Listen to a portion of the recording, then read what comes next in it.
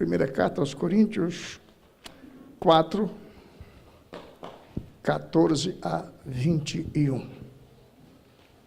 Quem tiver filho, dá um jeito de segurar a criança, por favor.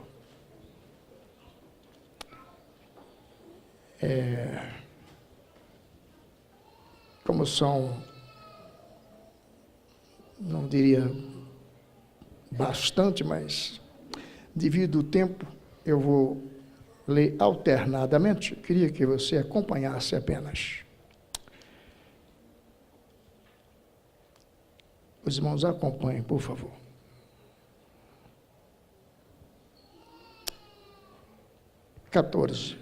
Não escrevo estas coisas para vos envergonhar, mas amoesto-vos como meus filhos amados, porque, ainda que tivesseis 10.000 aios em Cristo, não teríeis, contudo, muitos pais, porque eu, pelo Evangelho, vos gerei em Jesus Cristo. 17. Por esta causa vos mandei Timóteo, que é meu filho amado e fiel no Senhor, o qual vos lembrará os meus caminhos em Cristo, como por toda parte ensino em cada igreja. Mas alguns andam inchados, como se eu não houvesse de ir ter convosco. Mas em breve irei ter convosco, se o Senhor quiser. E então conhecerei não as palavras dos que andam inchados, mas a virtude. 21. Que quereis? Irei ter convosco com vara ou com amor e espírito de mansidão?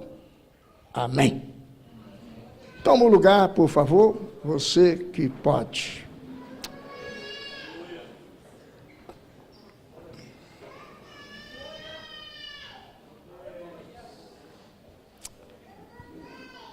Paulo, aqui o apóstolo estava escrevendo a um grupo de irmãos, e tudo indica que aquela gente eram obreiros, trabalhadores da igreja, porque ele começa o capítulo 4 dizendo o título: os ministros e despenseiros dos mistérios de Deus.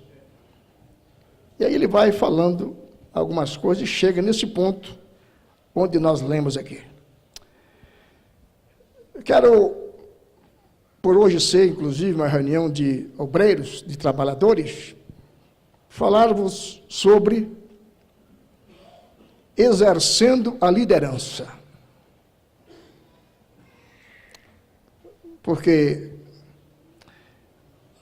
eu já disse em outras ocasiões, 80% de uma igreja, do progresso de uma igreja, do bem-estar de uma igreja depende da administração.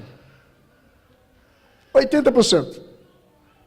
Você pode pregar, pode cantar, pode pular, revelar, evangelizar na rua, buscar gente, passar a noite pregando para os outros, visitando gente.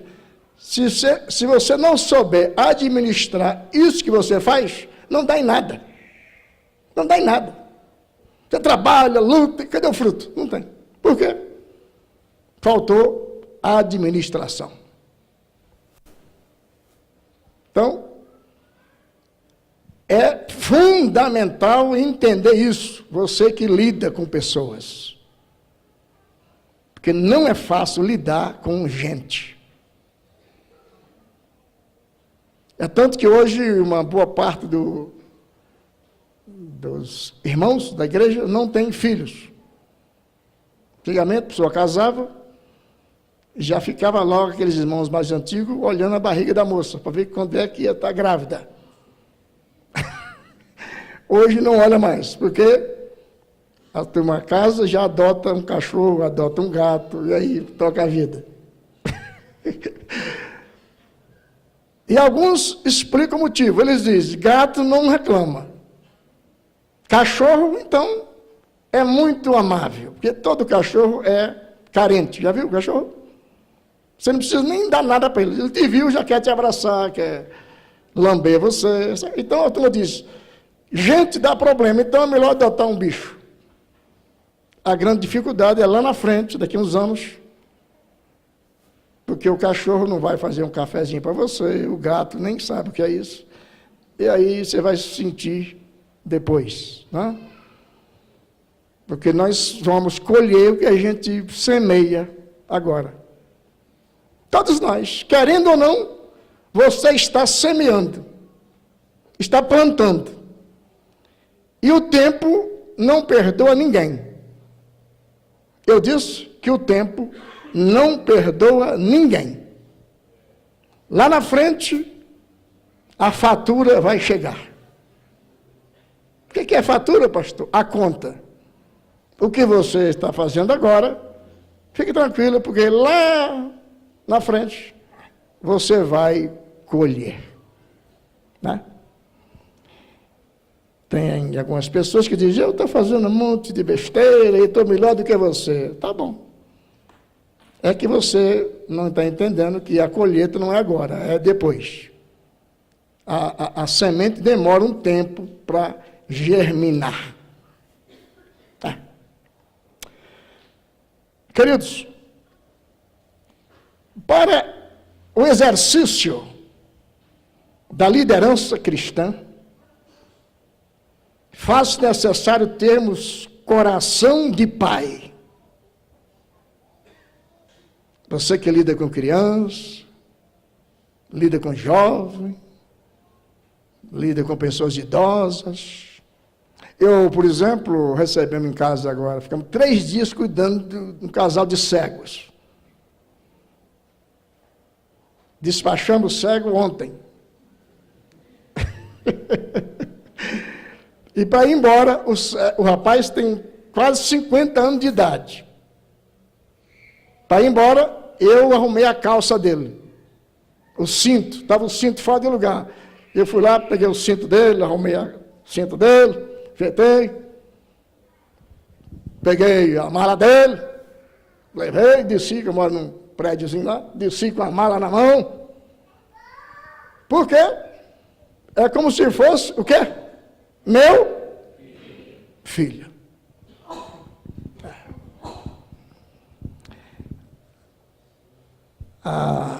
A irmã, inclusive, a irmã está dizendo para não falar. Não falarei em razão de salvar o casamento. Até porque essa moça é prima da cega. Mas veja só. Então, você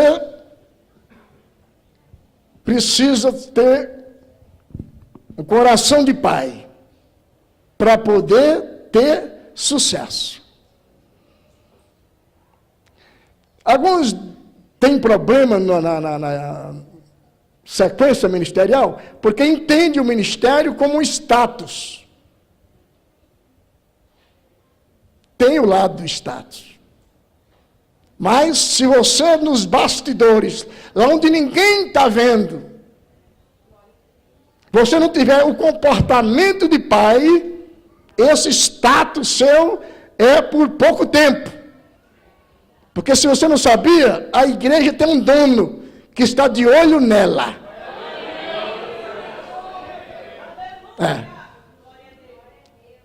O que vale mais não é você aqui na igreja. Aqui todo mundo é bom, é crente.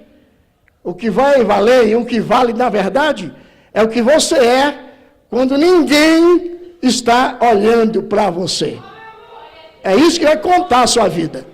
Não é aqui dentro, não.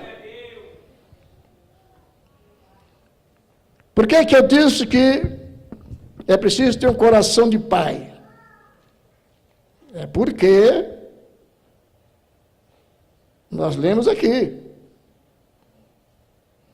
Paulo falou, não escrevo estas coisas para vos envergonhar, mas admoesto-vos como meus filhos amados. Filhos amados. E aí ele diz, porque ainda que tivesseis 10.000 aios em Cristo, não teríeis, contudo, muitos pais. O que isso quer dizer, filhos? Entenda. Aio significa mestre. O que quer dizer mesmo, aio? Mestre, professor, guia, instrutor, e aí vai. Então ele está dizendo, mesmo que vocês tenham 10.000 aios, isso não é tão importante. Por quê? O aio ou o professor só ensinava. Ele está dizendo, vocês estão precisando de um pai. Por que pai? Porque o pai olha para o filho como alguém que é a sua própria imagem. Ele investe no filho. É assim, não é? Dá o melhor para o filho. A melhor educação. Melhores vestes. Calçados. Melhor alimentação. Para ver esse menino forte. Ou essa moça forte. Isso é coisa de pai. É ou não é? Pois é. Se você exerce a liderança em qualquer coisa na obra de Deus, você precisa exercitar pelo menos 3 virtudes fundamentais para que o seu trabalho seja produtivo. Primeiro, se você estiver anotando, e é até bom que você anote mesmo, porque tudo que você anotar, você vai lembrar depois. E muitos obreiros aí, que dirigem igreja, às vezes não tem lá obreiros para ajudar, aí você tem seu pregador quarta-feira, sexta, domingo à noite, domingo pela manhã, aquela coisa toda. E se você não tiver o que falar, a turma vai vir reclamar aqui, que você não tem palavra. Você não sabia, isso acontece, né? A turma reclama. Pastor, nós estamos precisando de palavra de Deus, que o nosso pregador aqui não prega nada. Ele não fala. Mas é porque você não anota as coisas, tem que anotar. Se você anotar, não é que você vai copiar o que está ouvindo, mas você faz o seu sermão lá. Do seu jeito, é assim que funciona. Eu, quando ando por aí, eu ando com a caneta na mão, ou no bolso, e um papel. Eu ando assim, na rua, gosto de caminhar, gosto de correr, gosto de um bocado de coisa aí. E ando sempre com isso no bolso. Tudo que eu vejo que é importante, eu anoto. E uso aqui quando eu falo. Que eu já saio dizendo, Deus, fala comigo. Aí quando eu vejo uma coisa e falo, é Deus falando, aí eu anoto para falar depois para os outros. Você não tem palavra, porque você não tem essa visão das coisas. Então veja bem, primeira coisa, primeira virtude que você, como para exercer a liderança e ter progresso, ter fruto, é você se encher da palavra de Deus. Essa Bíblia, irmão, não é para a gente andar com ela debaixo do braço, não. Tem gente que fala assim, a minha Bíblia, eu não escrevo nada na Bíblia. É a boca de Deus falando. Ele não escreve nada, mas também não mexe na Bíblia. Larga de bobagem, irmão. A minha eu escrevo, eu risco, faço tudo. Porque o que vale não é a letra, é o que está É quem falou a letra. Fica agarrado com coisas materiais, com essa falsa santidade. Tem que ler essa Bíblia. Meditar nessa palavra. Você que é obreiro, já leu a Bíblia quantas vezes? Já meditou quantas vezes? Ler é o modo de dizer. Meditar. É ler estudando. Então, primeira coisa, se encha da palavra. Por quê, pastor? Porque além de ela te dar conhecimento, ela vai te libertar.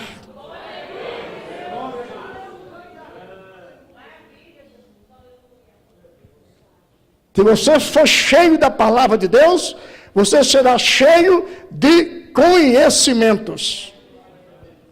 E será liberto. Porque a palavra te fortalece por dentro, te livra do pecado. Quando o pecado vem, ela já te diz, Deus fala com você, Deus te faz lembrar aquilo que você já leu. Mas tem que ler a palavra. Se encha da palavra. Agora, querido, não basta me ouvir não, viu? Não basta ouvir aqui não. Você está ouvindo? E pratica o que você está ouvindo, senão não adianta nada. Aquilo que eu já falei outras vezes aí.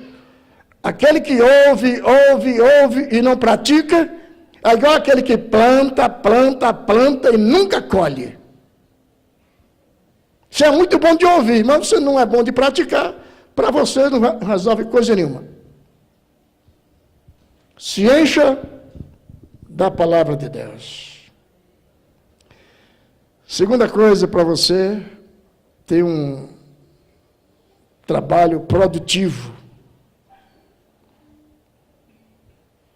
Tenha tempo para a oração. Tenha tempo para quê?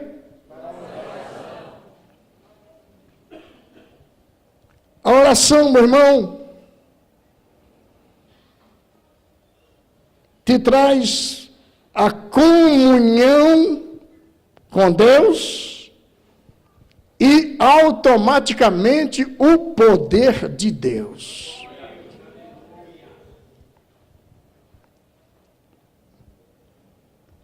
Pelo menos, irmão, a gente sabe da vida que é, essa correria, trabalho, escola. Eu fiz um tempo atrás uma cirurgia e faço fisioterapia.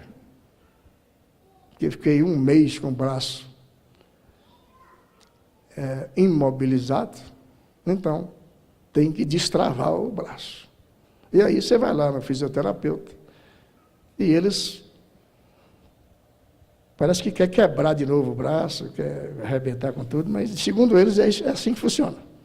Gessi está ali, que é minha companheira de sofrimento. Então, o rapaz disse assim para mim, hoje inclusive, falou, descobriram que eu sou pastor? Pastor, eu entro aqui nesse emprego 8 horas da manhã e saio 8 horas da noite. E quando eu saio daqui, eu ainda vou para a academia. Eu chego em casa, pastor, arrebentado. Mas você sabe por que é que eu vou lá para a academia, depois de passar essas 12 horas aqui? É porque eu lido com gente igual o senhor, que está aí, eu apertei, você gemeu. Então é muita gente, aqui chama clínica da dor, aliás lá chama clínica da dor. Quando entrou lá já sabe que vai doer mesmo. Então, a maneira que eu tenho para me desestressar, para me livrar dos pensamentos de tanta gente que passa aqui, uma média de 75 por dia, é indo lá para a academia. É lá que eu me extravaso. Agora, você diz, o que isso tem a ver com a oração? A oração é onde você se extravasa diante do seu Deus. Porque lidar com pessoas te traz muitos problemas, traz dores, traz insônia. Tem coisa que você escuta e você vai embora Isso eu não quero pensar nisso, mas aquilo fica martelando na sua cabeça. Porque você não tem um coração de ferro, você é gente normal. Então, como você não pode ficar desabafando com ninguém, você como líder, não pode andar reclamando que a líder não reclama para os outros. O líder reclama para quem é maior do que ele, quem está melhor do que ele. Quem é, pastor? Jesus, o dono da igreja. É para ele que se fala.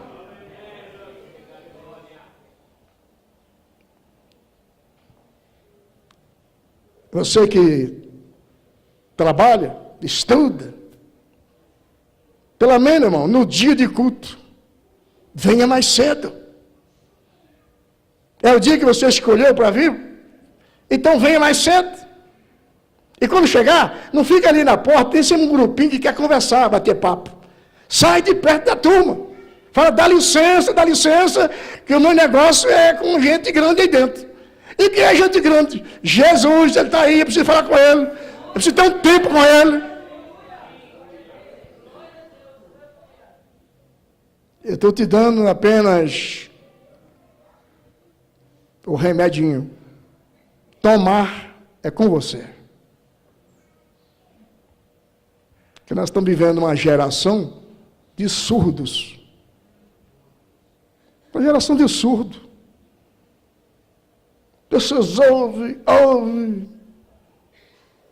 escutam, alguns até aplaudem, mas se ele não pegar uma doença incurável, se o médico fala assim, você vai morrer daqui uns dias, ele não muda. O coração está tão ruim que ele não muda. Então eu estou te dando apenas um remedinho. Se você quiser tomar, parabéns para você. Se não, faz igual uma igreja que tem aí já, uma igreja lá em São Paulo, grande campo, que até para consagrar agora obreiros, o pastor pede um atestado médico do psiquiatra para ver se o cara não é doido. Porque você vai ficar doido. Se você já for meio doido, você vai ficar pior ainda. Quando começar a ouvir problema de um, problema de outro, confusão do outro, aí você pira de vez. Então, o pastor já prevendo tanto doido que está tendo na igreja, porque eles pegam o problema deles, eles não têm para quem falar, porque não tem coragem de conversar com Deus. O problema afeta a cabeça dele. Aí ele vai para casa e judia da mulher, arrebenta com os animais que tem lá na casa, porque ele ficou atrapalhado da cabeça. Terceira coisinha que você precisa praticar, se é que você quer ser produtivo, pratique o jejum. Jejum. É um assunto que quase não se fala. Eu acho que seria bom a gente ler um pouquinho um trecho apenas que fala do jejum, para ficar bem claro na sua mente. Marcos capítulo 9, 14 a 29. É um texto que tem alguns versículos aqui, mas é importante. O nosso sonoplasta ali é nota 10. Ele já colocou ali, que é para facilitar todo mundo ler. Conto até 2 e faremos a leitura com toda a força da alma. Se você não encontrou, não encontra mais não. Olha para cá, já está aqui na tela aqui. 1, 2. E quando viu ao redor deles alguns escribas que disputavam com ele.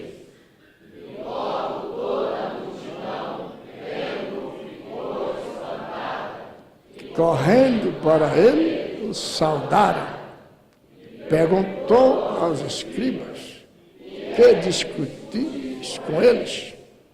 E um da multidão, respondendo, disse: Mestre, trouxe-te o meu filho, que tem um espírito mudo, e este, onde quer que eu a ponha, despedaça, e ele espuma e range os dentes, e vai definhando.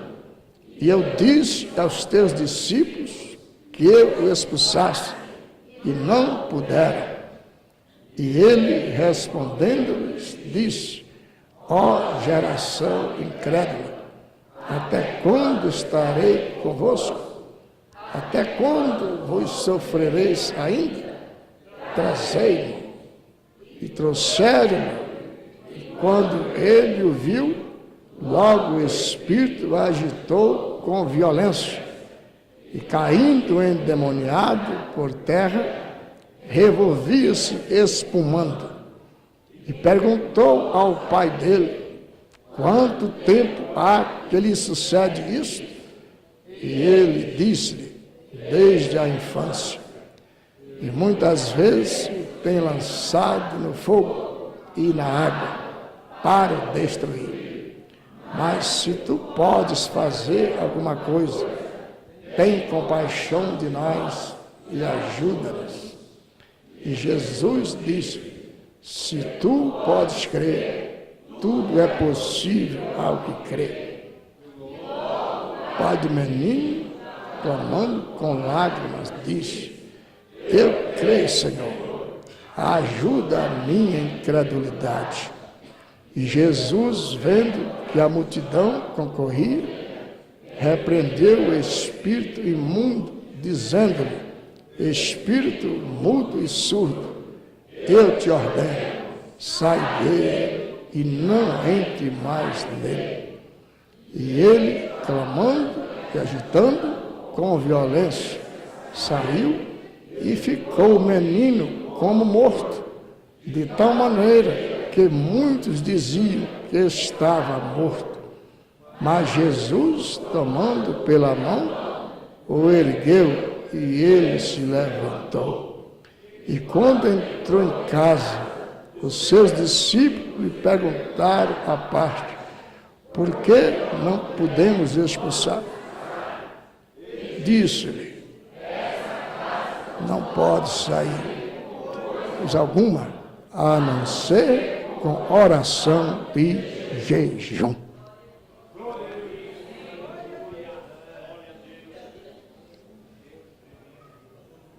Qual é a importância do jejum, meus irmãos? Aliás, o que é jejum? Escuta, que tem assuntos que pessoas falam. Gente que não entende nada, fala. Até porque ouviu alguém falar, então ele acaba falando também. Mas jejum é uma abstinência total ou parcial de alimentos. Veja que eu não falei abstinência total. Eu disse total e parcial. Por quê? Porque existe o jejum total, onde você não ingere nada, não come nada, não mastiga nada e nem bebe nada. Esse é o jejum total, onde você não coloca nada no estômago. Esse jejum não é recomendado fazê-lo mais do que 3 dias. Eu disse que não é o quê? Não é recomendado. Não está dizendo que é proibido. Você faz o que você quiser na sua vida. Está certo assim, não? Faz o que você quiser. Agora, eu estou te contando à luz da Bíblia e da medicina. Ah, mas Moisés passou 40 dias. Você é Moisés? Você é Moisés, meu amigo? Cada um é cada um. É ou não é? Porque Moisés irmão, tinha um particular com Deus diferente de você, meu amigo. Você quer imitar Moisés? Você vai lá, então. Porque esse jejum total Escuta para você poder ensinar para os outros direito depois. Porque se você for um líder sem juízo, coitado de quem for te escutar. Coitado. Coitado. Famílias que você vai liderar, que você vai falar, para filhos, para gente simples, cuidado. Nós temos no estômago um gás, que tem os nomes científicos, mas não vou entrar nesse assunto. Vamos no linguajar aqui, bem, que todo mundo entende. Você tem um gás no seu estômago, que quando você come, às vezes quando você está com fome, você sente dor no estômago, já viu isso? Só estou com uma dor de estômago, estou com fome. Pois é. É um sinal que aquele gás está querendo comer a parede do seu estômago. Por isso que pessoas que alimentam mal começam a ter um problema chamado gastrite, que é uma ferida na parede estomacal. E se não cuidar, vai virar úlcera, e da úlcera vai virar outras coisas piores. Então, não é recomendado ficar mais do que 3 dias sem colocar nada dentro do estômago, porque esse gás, que quando você come, ele transforma o alimento em energia. Até aí, está dando para entender? Por isso que quando você está com fome, está fraquinho, amarelo, está com a feijoada nele, o bicho sai pulando já. Porque ficou forte. Então veja, então você não é recomendado passar mais do que 3 dias fazendo isso, porque pode começar a comer a parede do seu estômago. O jejum, esse tipo de jejum, quem tem problema de saúde, inclusive, não é recomendado fazer de jeito nenhum. Você vai apressar a sua chegada no céu. Você está forçando Deus. Tem gente que toma um monte de comprimido por dia. O estômago já está fraco de tanta coisa. Você fica sem comer ainda, irmão. Deus te deu uma fé, mas te deu uma inteligência. Amém, pessoal? Amém. Você não é doido, não. Você aceitou Jesus e agora enlouqueceu, não. Você continua pensando normalmente. Tem coisa que não é para você. O jejum parcial é aquele jejum onde você faz aí até o meio-dia, por exemplo. Ou então faz 3 horas só sem comer nada, porque você tomou o remédio, você não pode ficar sem comer. Então você faz o jejum chamado jejum parcial. E Deus não vai te abençoar porque você está passando mais fome do que menos fome. O que Deus vai olhar para você é o interior do seu coração, é a sua intenção em chegar perto dele.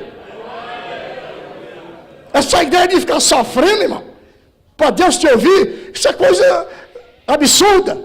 Tira da cabeça isso. Eu, por exemplo, tenho aqui um lenço que eu coloco para ajoelhar aqui.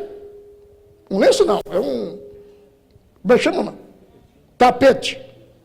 Eu coloco o negócio aqui para ajoelhar. Já fui criticado por isso.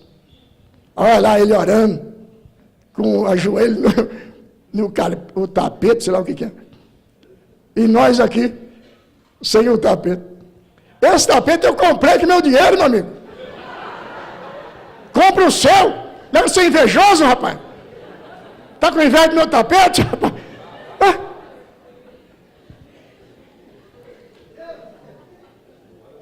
Eu estava aqui hoje, eu cheguei hoje aqui, não estou contando isso aqui, só para você entender as coisas, pô. Eu não estou contando, Deus me livre disso.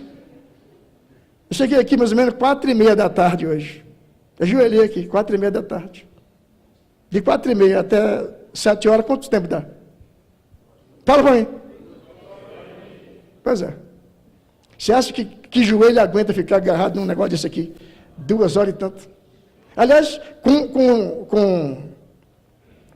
com carpete e tudo, tapete e tudo, tem uns calos aqui ainda. Eu vou mostrar aqui, porque tem uns que não acreditam, não. Vem cá, meu Bruno, vem cá. Põe o dedo aqui e fala para ele se isso aqui é calo ou não é. Hã? E se você falar que não é, você está morto, rapaz.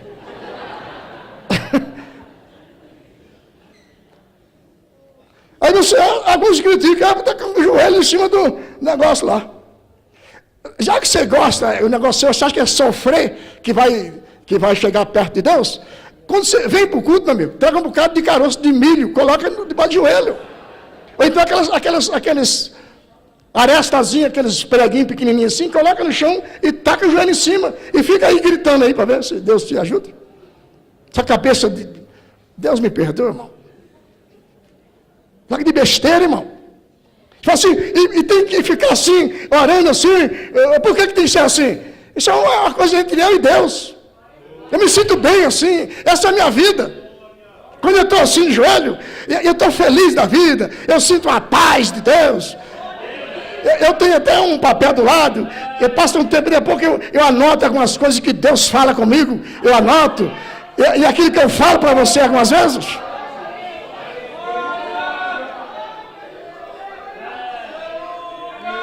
Não, tem que sofrer, porque se não sofrer, Deus não ouve.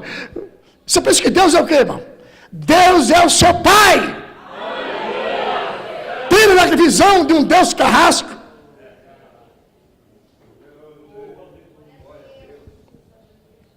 O discípulo chegar e falar, Senhor, está passando uma vergonha aqui, Senhor. Porque vamos expulsar o demônio do menino e não conseguimos. Está a multidão aqui, tudo aqui. O pai do menino não acredita mais em ninguém. Até no Senhor também ele já não acredita, porque veja que o pai falou para Jesus. Que Jesus era o chefe deles tudo. Já que não resolveram nada, Jesus chegou, o pai falou assim, pois é, o meu filho está assim doente, desde criança e tal. Se tu pode fazer alguma coisa... Até Jesus estava mal na fita já por causa do discípulo. Foi, irmão. Aí Jesus falou assim, se tu podes crer, tudo é possível ao que crer. Jesus devolveu para ele o problema. O problema é seu, não é meu não, filho. O filho é seu, não é meu não. Se você acreditar, tudo eu posso fazer. Não é Jesus dizendo para mim se eu posso, não. É você que sabe. Você pode crer? Aí falou, Senhor, ajuda na minha incredulidade. Jesus falou, sim.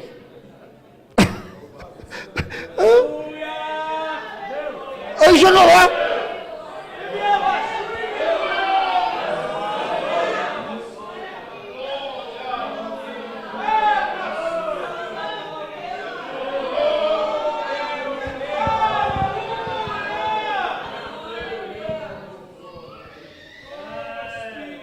Perguntaram para Jesus particularmente, Senhor, por que é que nós não conseguimos expulsar esse demônio aí? Aí Jesus explicou, essa casta, ou seja, esse tipo de demônio não sai, a não ser com oração e jejum. Então, qual é a importância do jejum? É que o jejum te torna mais humilde. A sua carne fica fraca. Você está comendo menos. Você passa a deixar de ser tão nervosão, tão briguento. O jejum amortece a sua carne. E por outro lado, te dá autoridade espiritual.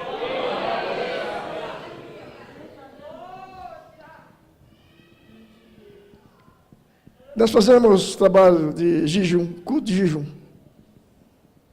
Tem alguns irmãos que não conseguem ficar nem até meio-dia. Mas é o que eu estou te contando aqui. O remedinho a gente dá. Tomar é só você que escolhe, que decide. A minha parte é dar o remedinho. Remedinho tá bom ou não tá? Pois é. É só beber que você vai ver que o negócio é doce, meu Deus. Escuta, filhos.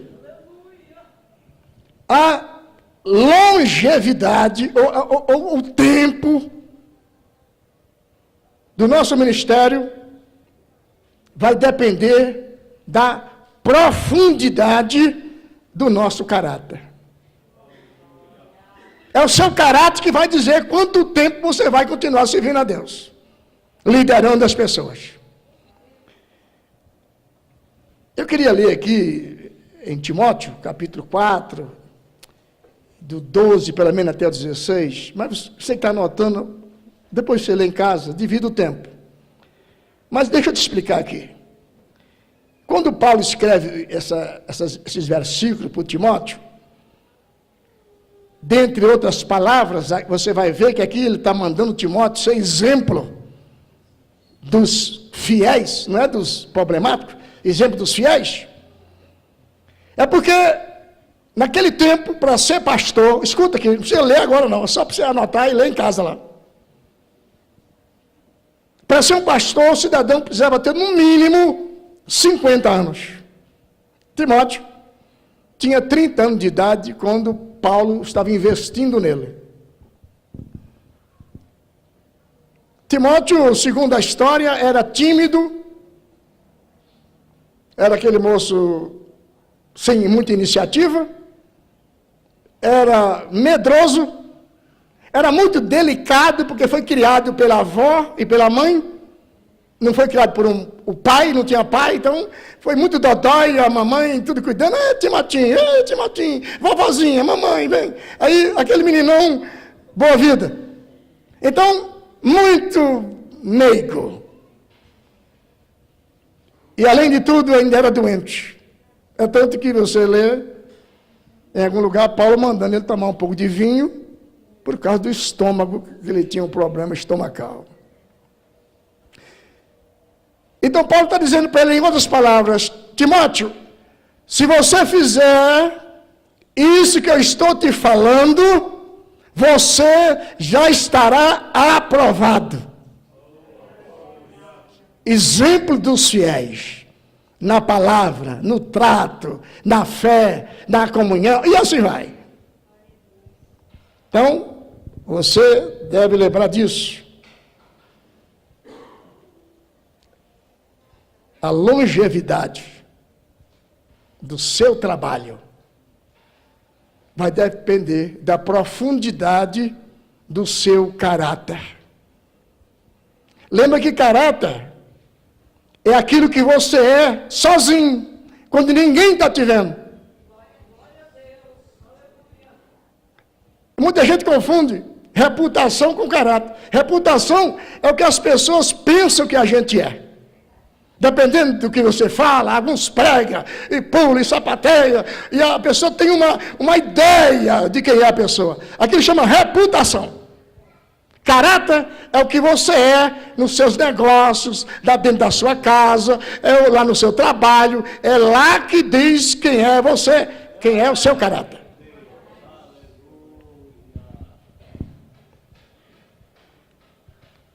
Nós precisamos ter, pessoal, escuta.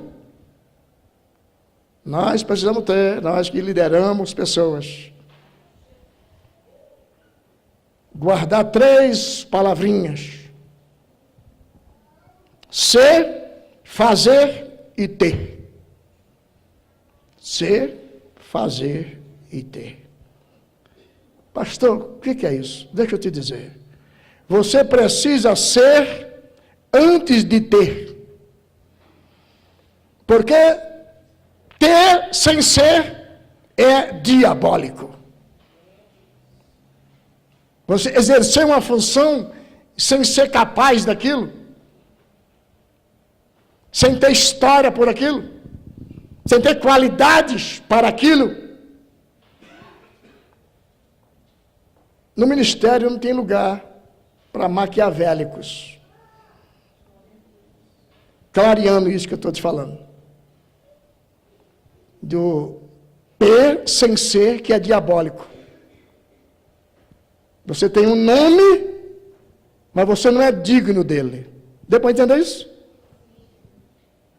Porque estou dizendo que no ministério não tem lugar para maquiavélico. Porque Maquiavel, os estudantes aí, principalmente de direito,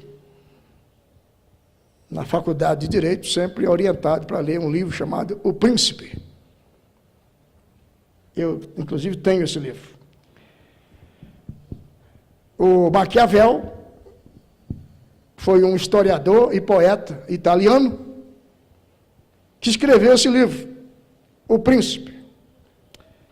E uma das frases mais conhecidas do livro é: o fim justifica os meios.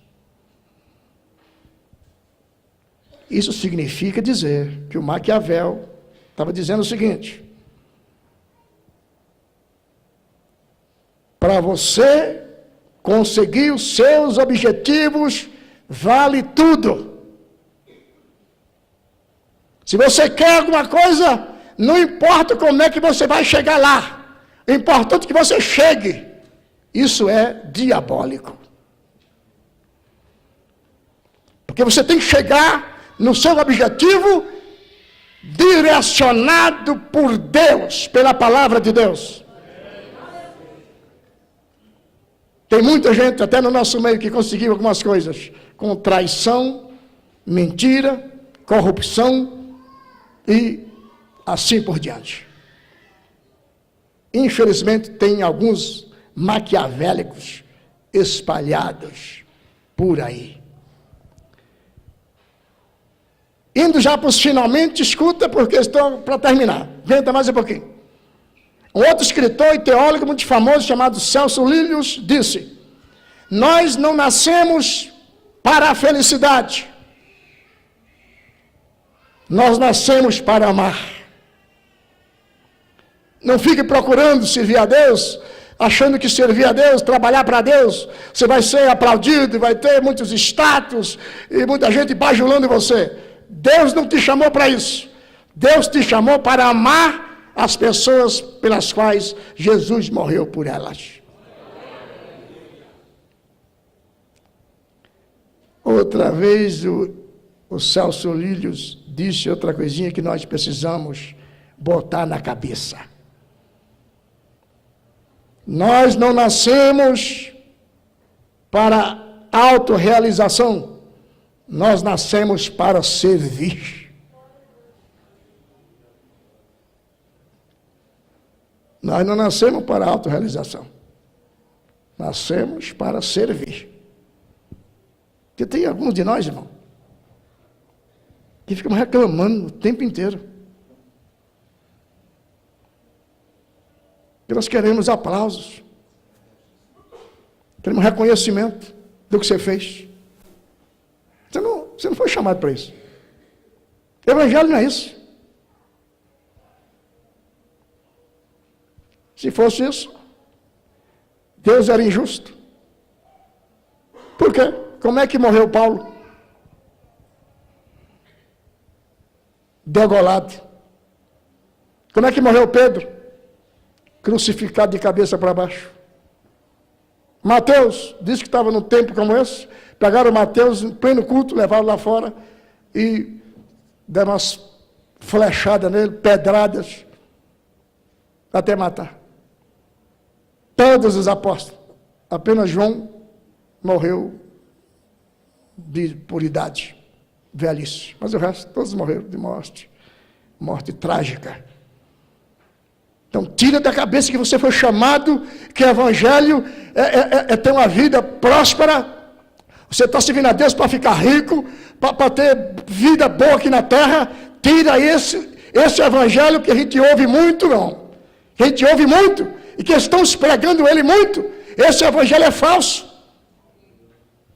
Deus não promete vida fácil aqui na terra para ninguém. Ninguém foi chamado aqui na terra para se dar bem financeiramente. Até porque você vive 70 anos e o que passar daí é canseiro e enfado. Deus lhe prometeu uma vida onde há paz, alegria e gozo no Espírito Santo, no céu. É lá no céu, aqui não.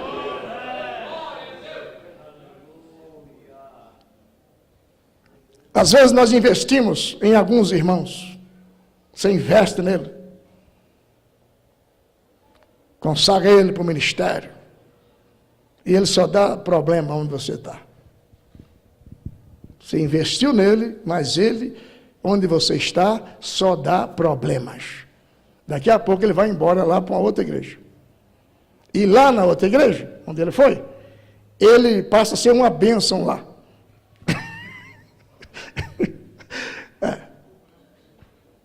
E aí, como é que você sente? Você que investiu nele.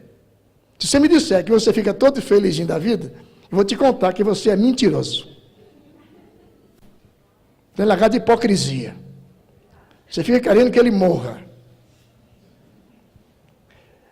Essa semana, para testar minha fé, aconteceu isso. Um pastor famoso aqui da cidade, ligou para mim e disse: ô, pastor Hélio, meu amigo, tá. Porque pastor, quando liga para outro, você já sabe, ele quer alguma coisa. Pastor não liga para outro para saber como é que está a saúde, como é que está precisando de alguma coisa. Não. Liga se for para pedir alguma coisa. Então, quando eu atendi o telefone, já disse: ô, tudo bem, já preparei. Começou, quer que você venha aqui, papai, mas no finalzinho, falei: tá bom, vou ficar com Deus. Não, para. E agora? Olha, estou recebendo aqui, tem um homem aí, que era seu aí, tá, o cara está aqui comigo. E aqui está servindo a Deus aqui, coisa e tal. E, inclusive, já é até dizimista aqui na igreja, contribui aqui, é dizimista. Aqui, rapaz, o rapaz não dava nada. Rapaz. Aí eu lembrei na hora. Eu falei: tá certo. Aí, quando eu fazia campanha aqui de alguma coisa, ele reclamava: negócio pedindo dinheiro aí para pagar terreno. Aí falou assim: eu não queria saber de você, o que é que eu faço com ele? E eu pensei em falar: mata ele. Não, diante de Deus, eu vou ficar... Não, eu tenho que ser sincero, meu irmão. Eu vou ficar com mentira aqui, irmão. Mas eu pensei, falei: meu Deus, o que é que eu falo, senhor?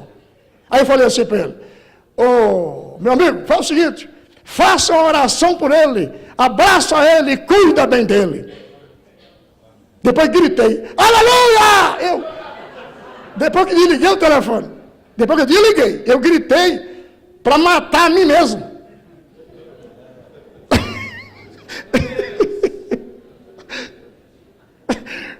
Ai, meu Deus do céu. Mas sabe o que acontece, pessoal? Nós temos que chegar nessa conclusão. Só deve ficar com a gente quem Deus quer que fique. Se foi embora é porque Deus quis que ele fosse.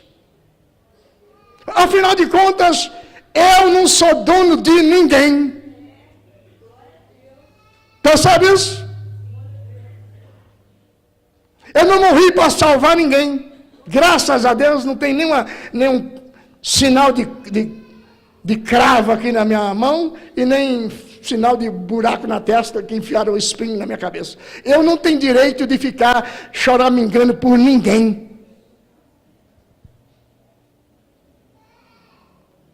Até porque tem gente também que lá não está bem e Deus manda para cá. Hoje mesmo recebemos aqui um presbítero aqui. O presbítero e a mulher. E lá só foi ele. E aqui veio o presbítero, a mulher, e nem sei se não tem filho. Se não tem, manda ter, porque é para ter mais gente.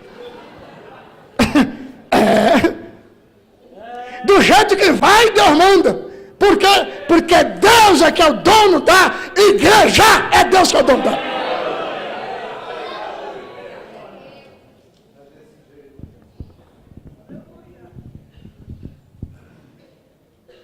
Definitivamente para a gente ir embora para casa e tomar um chá antes de dormir.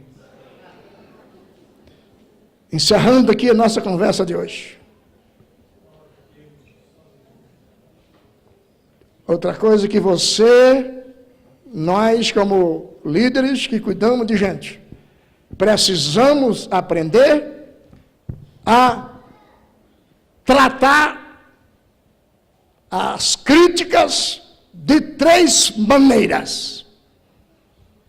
Grava isso aí, porque se você não souber conviver com as críticas, você é será um forte candidato à vida curta. Porque toda pessoa que exerce a liderança, ele é criticado. A turma critica. Primeira coisa que você faz com a crítica, quando você souber que a crítica chegou, não jogue fora a crítica. Por Por quê? Sempre tem alguma coisa de verdade. Quando você receber uma crítica ou qualquer, não despreze, não. Não jogue fora. Porque você pode ter alguma coisa naquilo a aprender. É essa a palavra. Você não é tão certinho assim, não. Você tem defeito mesmo. Então aprenda a suportar. Não jogue fora. Segunda coisa. Não durma com ela. Não durma com a crítica. Em outras palavras, estou querendo dizer, não acumule ressentimentos, mágoas, rancor. Quando a crítica chegar e você faça uma análise dela e diz, pode ir, vá em paz, porque eu não vou deixar entrar no meu coração. Faça uma oração e manda a crítica para quem gosta dela. Dispersa a crítica. Terceiro lugar, para acabar. Não se torne um crítico também. Porque de tanto você ser criticado, você passa a criticar todo mundo. Esse é o nosso mal. A gente é criticado. Alguém chega e diz, porque falaram isso, aí você tem a tendência de começar também. Tudo que ouvir daquela pessoa, você critica ele. Porque você sabe que ele é um crítico seu. Então você vira um crítico também. Não se torne um crítico.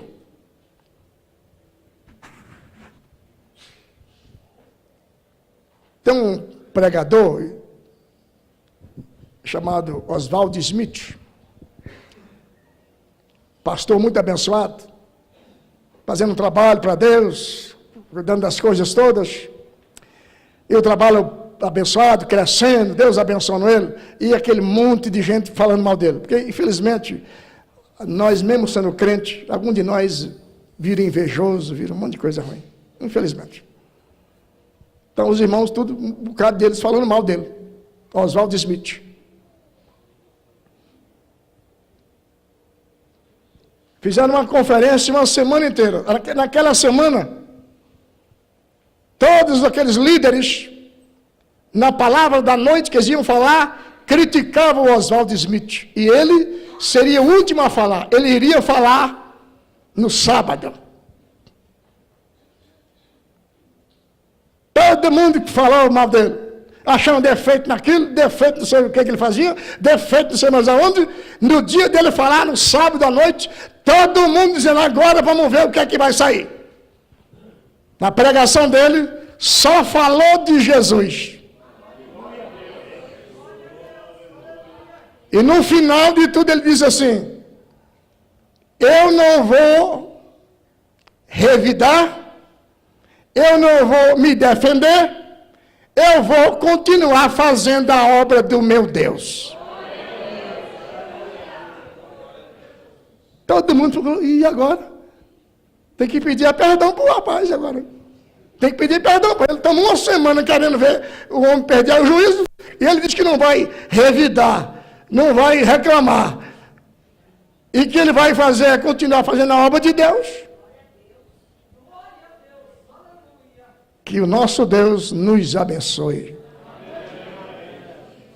Que a gente possa pegar essas lições e aplicar na nossa vida. Porque é desse tipo de gente que a obra de Deus precisa para ir adiante. Briguento, fofoqueiro, contendeiro, divisor, já tem demais. É hora de ter gente separada por Deus para fazer o trabalho de Deus. Deus enviou